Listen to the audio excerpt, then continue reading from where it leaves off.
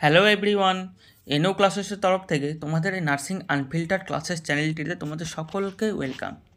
তোমাদের সকলকেই জানাই শুভ বিজয়া। আশা করছি তোমাদের সকলের দুর্গাপূজা খুব ভালো গেছে।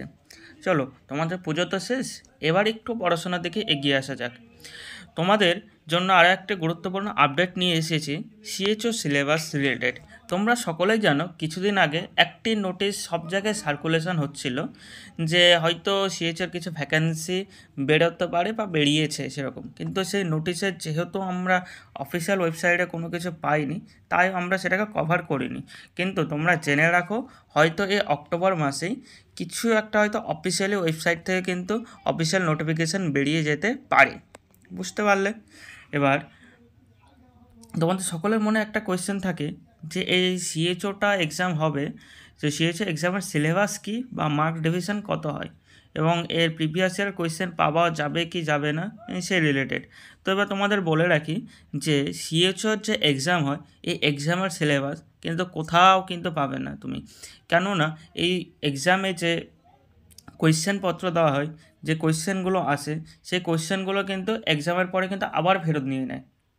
অর্থাৎ আমাদের যে অন্যান্য এক্সামগুলো যেমন হয়, সে এক্সামগুলোতে যেমন কোয়েশ্চেন দেয় প্লাস ওএমআর সেট দেয়, সেই ওএমআরে আমরা ফিল আপ করে শুধুমাত্র ওএমআর জমা দিই, বা সিবিটি এক্সামে তো সিবিটি দিই, কিন্তু কোয়েশ্চেন কিন্তু আমরা বাড়ি নিয়ে আসতে পারি। কিন্তু সিএচও এক্সামটিতে আমাদের যে কোয়েশ্চেনটা দেবে, সে কোয়েশ্চেনের নিচেই আমাদের যে অপশানগুলো থাকে 1, 2, 3, 4 এরকমভাবে যে অপশানগুলো থাকে, সে অপশানগুলোতে আমাদেরকে গোল করে আসতে হয়।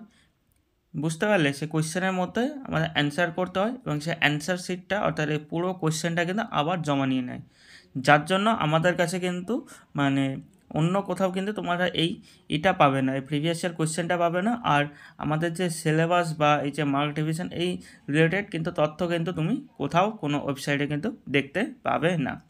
তবু আমাদের যা অভিজ্ঞতা এর আগে যারা এই এক্সামটি দিয়েছে, তাদের কাছ থেকে দীর্ঘক্ষণ আলোচনা করে বা অন্যান্য ম্যামদের সাথে বা স্যার ম্যামদের সাথে আলোচনা করে আমরা যতটুকু গ্যাদার করতে পেরেছি নলেজ, সেই নলেজের বেস করে বা তাদের পুরনো অভিজ্ঞতাকে বেস করে আমরা বলতে পারি যে তোমাদের যে এক্সামটা হয়, সে এক্সামের কিন্তু মার্ক ডিভিশন হচ্ছে রিটেন এক্সাম, অর্থাৎ এই যে ওএমআর শিট বা এক্সামের মধ্যেই যে এক্সাম পেপারের মধ্যে যে আমাদেরকে গোল গোল করতে হয়, তো সেই এমসিকিউ কোয়েশ্চেনগুলো কিন্তু তোমাদের 85 মার্কের কিন্তু হয়।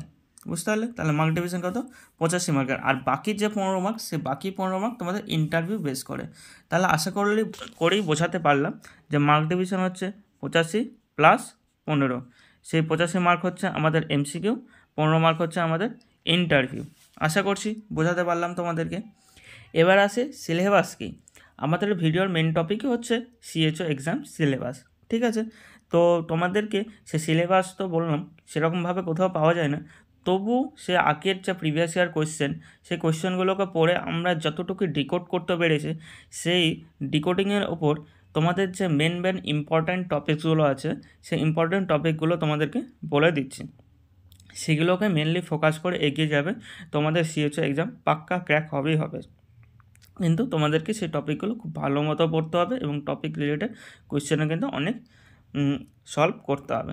তো চলো তোমাদেরকে সেই ইম্পর্ট্যান্ট টপিকগুলো দেখিয়ে দিই। এবার আসি এক্সাম সিলেবাস। দেখো, প্রথম ইম্পর্ট্যান্ট টপিক হচ্ছে, যেহেতু এটা কমিউনিটি এক্সাম, এই কমিউনিটি বেস করে কিন্তু কোয়েশ্চেনগুলো বেশি আছে, অর্থাৎ কমিউনিটি হেলথ নার্সিং যে সাবজেক্টটা আছে, সেই সাবজেক্টের উপর কিন্তু গুরুত্বটা বেশি। তো ফার্স্ট ইম্পর্ট্যান্ট টপিক হচ্ছে ডেমোগ্রাফি। এই যে ডেমোগ্রাফির যে চ্যাপ্টারটা, সেই ডেমোগ্রাফির চ্যাপ্টার থেকে কিন্তু প্রিভিয়াসলি কিন্তু অনেক কোয়েশ্চেন এসেছে, ধরে রাখতে পারবে 5 থেকে 10 মার্ক কিন্তু আসতে পারে, এইরকম টাইপের। তারপর হচ্ছে তোমাদের এপিডেমিওলজি, খুবই ইম্পর্টেন্ট টপিক। তার সাথে সাথে হচ্ছে communicable disease, non communicable disease, এই 4টা। আর 5 নম্বর হচ্ছে ন্যাশনাল হেলথ প্রোগ্রাম। এই 5টা কিন্তু খুবই ইম্পর্টেন্ট তোমাদের সিএচও এক্সামের জন্য। এখান থেকে বিগত বছরগুলিতে প্রচুর কোয়েশ্চেন এসেছে।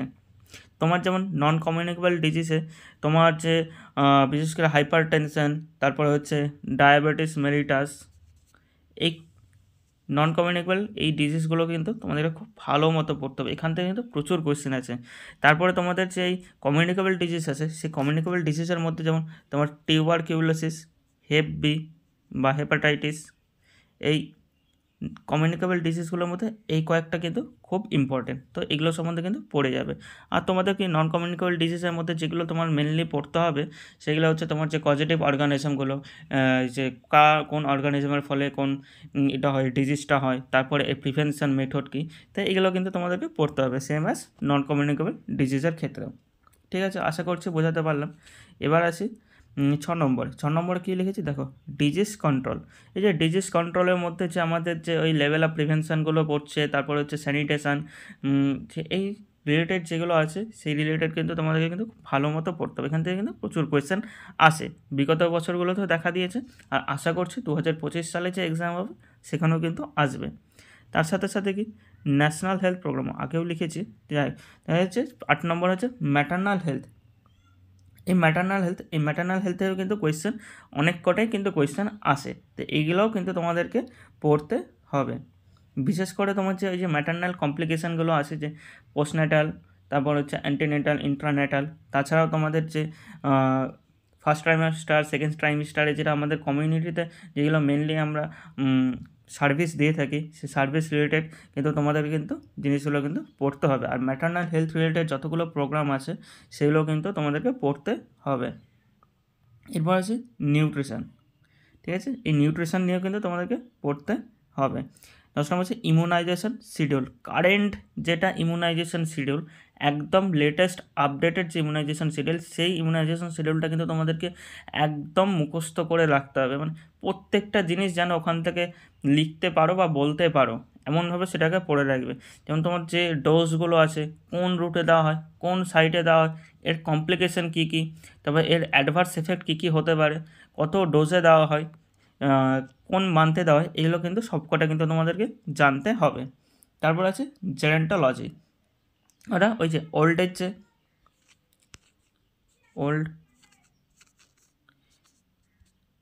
এজ যে পার্সনগুলো আছে, সে ওল্ড এজ পার্সনটাকে কী কী আমরা কেয়ার দিই বা তাদের রিলেটেড আমাদের কী কী স্কিম আছে বা হেলথ প্রোগ্রামগুলো করা হয়, সেই রিলেটেড কিন্তু তোমাদেরকে পড়তে হবে।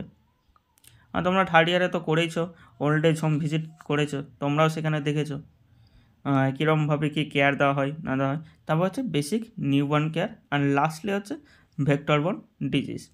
এইগুলো কিন্তু এই টপিকগুলো কিন্তু খুবই ইম্পর্টেন্ট তোমাদের সিএইচও এক্সাম পার্সপেক্টিভে। বিশেষ করে তো তোমাদের এই যে ফার্স্ট যে 5টা লিখেছি, ডেমোগ্রাফি, তারপরে তোমার হচ্ছে epidemiology, communicable disease, non communicable disease, national health mission, disease control, এগুলো কিন্তু খুবই খুবই ইম্পর্টেন্ট। বিগত কোয়েশ্চেনগুলো তোমরা খুলে দেখলেই কিন্তু তোমরা দেখতে পাবে যে কত কোয়েশ্চেন আসে এই কয়েকটা টপিকের ওপর থেকে।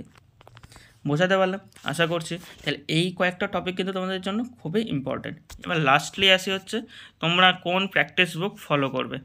দেখো, প্র্যাকটিস বুক তোমাদের অনেকে অনেক কিছু বলবে, তবে আমি বলে রাখি তোমাদের যে পিআর যাদব যে তোমরা ফলো করো, সে পিআর যাদব ফলো করলে কিন্তু তোমার ম্যাক্সিমাম কিন্তু প্রিপারেশান কিন্তু হয়ে যাবে। কেননা সিএইচওতে এমন কোনো কঠিন কোয়েশ্চেন আসে না, এমন ঘুরিয়ে পেঁচিয়ে কোয়েশ্চেন আসে না যেটা তুমি পারবে না। খুবই বেসিক কোয়েশ্চেন আছে, একদম অনলাইনের কোয়েশ্চেনগুলোই কিন্তু আসে। আর সাথে কি তোমাদের যে কমিউনিটি হেলথের যে কে পার্ক বা সাতরার যে আমাদের যে টেক্সট বুক আছে, সেটা কিন্তু তোমাদেরকে পড়তে হবে। এই টেক্সট বুক আর হচ্ছে পিআর যাদব, টেক্সট বুকটা তুমি এই থিওরির জন্য পড়তে পারো, পিআর যাদবটা মেনলি তোমরা কোশ্চেন সলভের জন্য কিন্তু পড়তে পারো। বাজারে আরও অনেক পেয়ে যাবে, বই আছে, কিন্তু আমার মনে হয় পিআর যাদব পড়লে কিন্তু তোমাদের হয়ে যাবে। বাজারে আরও অনেক বই পাবে, যেমন হচ্ছে তোমার কমিউনিটি হেলথ নার্সিংয়ের হচ্ছে নির্মাল্য চ্যাটার্জি যে এমসিকিউ বইটা আছে, সেটাও কিন্তু তোমরা নিতে পারো। কী বললাম, নির্মাল্য চ্যাটার্জির community health nursing MCQ book, খুব একটা হয়তো দাম নেই, ওটাও তুমি নিতে পারো। সেখানে কিন্তু কমিউনিটি হেলথ রিলেটেড কিন্তু প্রচুর এমসিকিউ কোয়েশ্চেন আছে, সেটাও কিন্তু খুব ভালো বই। তো এই গেল হচ্ছে আমাদের আজকের বিষয়। তাহলে আশা করছি বোঝাতে পারলাম যে তোমাদের ইম্পর্টেন্ট টপিকসগুলো কী কী, মার্ক ডিভিশন কীরকমভাবে হয় বা সিলেকশন প্রসেস কীভাবে হয়, আর তোমাদের কোন বুক ফলো করলে তোমাদের সবথেকে বেশি ভালো হবে। আশা করছি বোঝাতে পারলাম। তো আজকের এই ভিডিও এইটুকুই। তোমরা যারা ভিডিওটা পুরোটা দেখেছো তাদের জন্য খুবই ধন্যবাদ, এবং আশা করব তোমরা এই ভিডিওটা দেখে অনেক ইনফরমেশান পেলে, এবং এই ইনফরমেশান যদি তোমাদের খুব কাজে লেগে থাকে তাহলে তোমরা অবশ্যই তোমার বন্ধুদের সাথে বা তোমার যে ব্যাচমেট আছে তাদের সাথেও কিন্তু শেয়ার করতে পারো।